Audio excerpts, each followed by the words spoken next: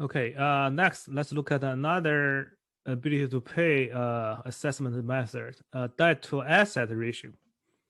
The calculation is new monthly debt divided by total assets. New monthly debt calculation is the same as what we went over before under debt to income ratio. The total assets. Here, there are different assets a consumer might have, right? Some are cash-like assets, good liquidity, like funds in the deposit accounts, whether it's a checking account or savings account. Whenever needed, that fund is available right away. So that's good assets, right? So other assets, so stock, bonds, the value could fluctuate quite a bit, right? So whenever you need the money, so you might have to sell it on a discount. So that's why those assets could be considered, but usually the lender apply a discount factor, right? So just to be prudent, right? To be safe. So that's the total assets. The idea is that even you don't have income, right? In some cases, so some people they don't work anymore, but they have assets, right? So they earn assets, they earn money from their financial assets, so such as stock investment or real estate. So those are still good customers.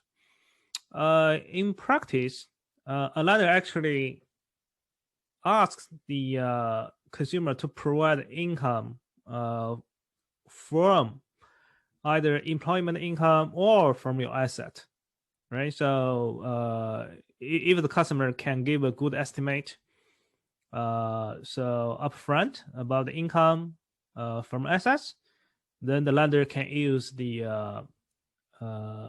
debt to income ratio to assess. If the customer cannot do that, right? So the lender can estimate the income. So there's really no issue. So how the lender estimates the income from assets?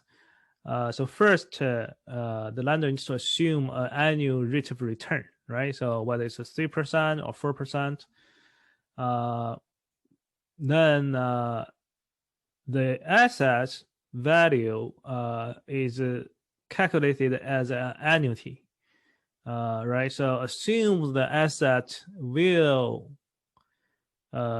deplete, right? Will be used up over a certain period, right? So whether it's 10 years or 15 years, then with the annual rate of return, then you can calculate what's the income the consumer can receive every month and every year.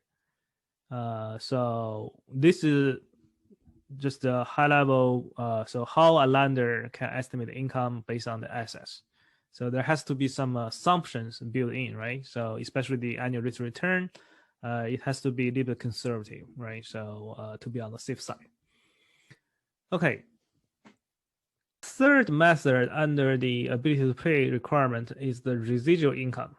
Residual income is your monthly income, then minus your monthly debt payment, right? So that's your new monthly debt payment.